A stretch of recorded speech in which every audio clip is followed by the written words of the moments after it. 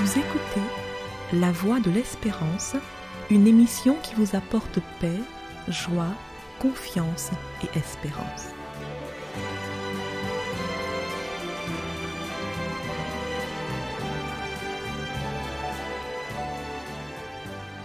Bonjour la Guyane et bonjour à tous depuis la Guyane. Beaucoup de cadeaux seront achetés et distribués en cette fin d'année. Mais rappelons-nous que le meilleur des cadeaux ne s'achète pas. Comment pouvons-nous montrer notre amour? Est-ce en faisant des cadeaux? En offrant des choses? Oui, cela se peut, car on dit que les petits cadeaux entretiennent l'amitié. Ce proverbe français n'est pas totalement faux. Les petits cadeaux entretiennent l'amitié. Ce n'est pas la valeur du cadeau qui compte.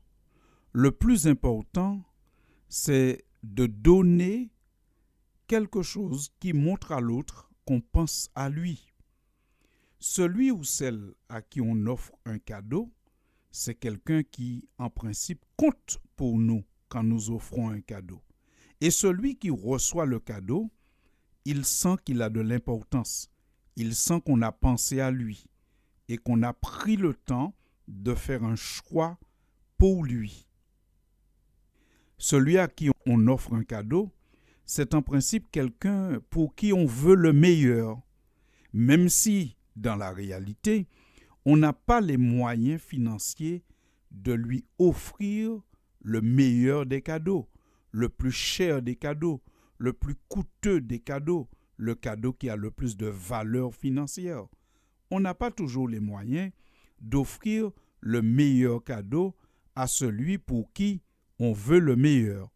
Et pourtant, dans cette chronique, nous disons que nous avons l'obligation d'offrir le meilleur à ceux qu'on aime.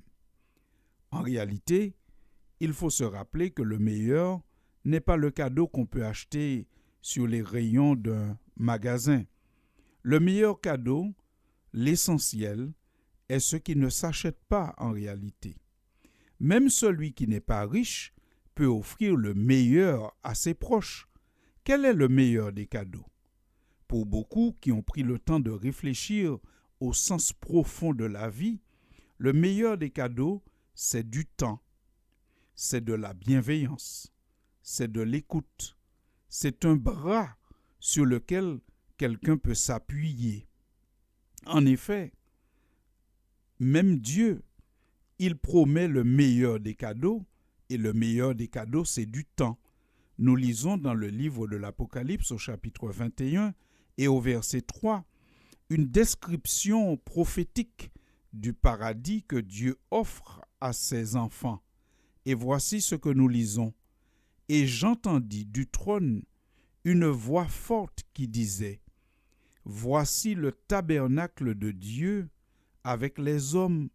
Il habitera avec eux et ils seront son peuple et Dieu lui-même sera avec eux. » Fin de citation. Vous ne pouvez pas rater dans cette lecture que l'idée d'un Dieu présent en permanence avec ses enfants, c'est la première notion du paradis. Offrir du temps, de la bienveillance, de l'écoute, un bras sur lequel quelqu'un peut s'appuyer, c'est le meilleur des cadeaux. Et Jésus lui-même, qu'a-t-il laissé aux disciples comme dernière parole dans l'évangile de Matthieu, avant de se séparer d'eux? Il leur a dit, « Et voici, je suis avec vous tous les jours jusqu'à la fin du monde. » Matthieu 28 au verset 20. En cette période de fin d'année, cette période de cadeaux, beaucoup d'enfants et de parents seront prêts à échanger les gadgets plus ou moins sophistiqués qu'on leur offrira contre une journée.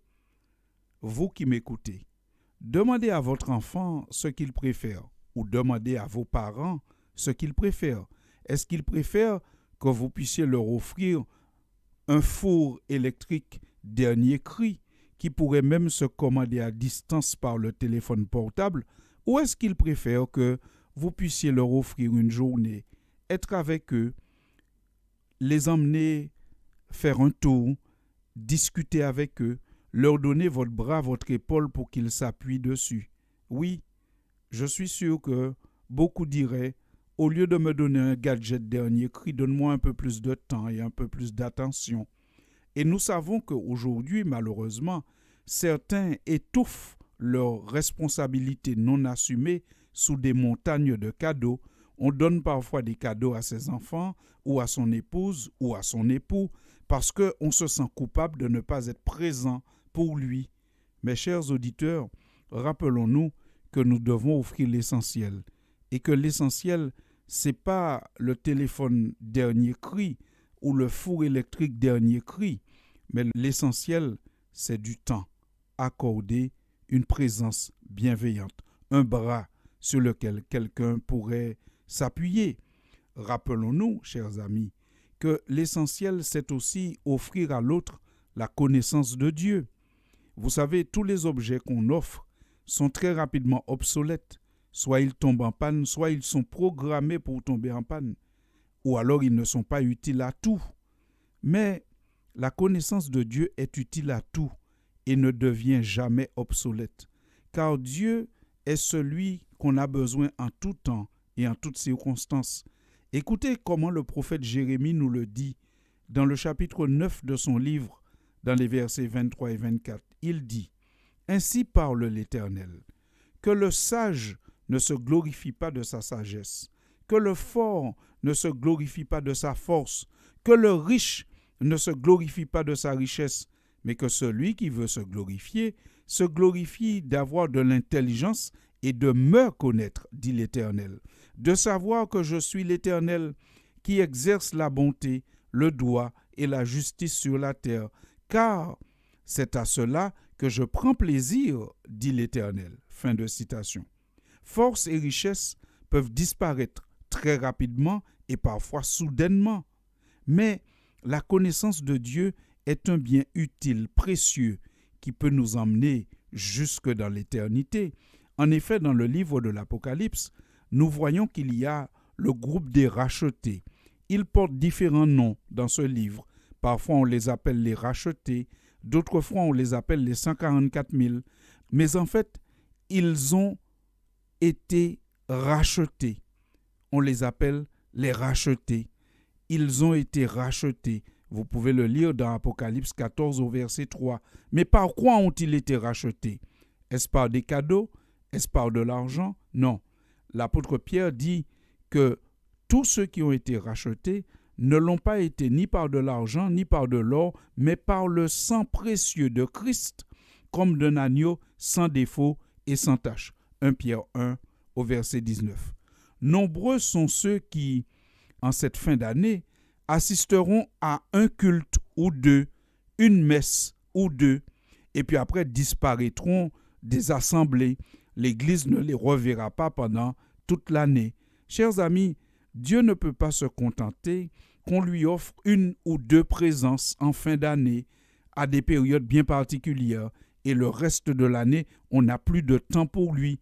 Rappelons-nous, il faut offrir l'essentiel. Et l'essentiel, c'est quoi? L'essentiel, c'est du temps, de la bienveillance, de l'écoute, un bras sur lequel on peut s'appuyer. Dieu ne voudrait pas qu'on puisse l'écouter seulement une ou deux fois dans l'année. Dieu veut une communion quotidienne, permanente, un temps de culte hebdomadaire. Et c'est ce que nous sommes appelés à lui offrir. Et nous terminons en nous rappelant ce qui est dit dans l'Épître aux Hébreux au chapitre 10, au verset 24 et suivant. La Bible dit « Veillons les uns sur les autres pour nous exciter à la charité et aux bonnes œuvres. N'abandonnons pas notre assemblée, comme c'est la coutume de quelques-uns, mais exhortons-nous réciproquement, et cela d'autant plus que vous voyez s'approcher le jour. » Fin de citation. Chers auditeurs de la Voix de l'Espérance, en cette fin d'année, beaucoup de cadeaux seront achetés et distribués. Mais rappelons-nous, nous avons l'obligation d'offrir l'essentiel. L'essentiel, c'est du temps, de la bienveillance, de l'écoute, un bras sur lequel on peut s'appuyer. Voilà ce que nous devrions offrir à nos enfants ou à nos parents ou à nos amis qui sont dans le besoin. Et à Dieu, lui aussi, offrons-lui du temps, pas seulement un culte ou deux, une messe ou deux en cette fin d'année, mais que toute l'année, nous puissions être à l'écoute du Seigneur qui a toujours une parole de réconfort pour ceux qui s'arrêtent pour l'écouter. Que Dieu nous bénisse donc tous en cette fin d'année et je vous remercie pour votre attention et vous dis à très bientôt pour la dernière chronique de l'année. C'était La Voix de l'Espérance, une émission préparée par l'Église adventiste du 7e jour. Si vous désirez avoir une copie de la causerie d'aujourd'hui, demandez-la. Elle vous sera donnée gracieusement.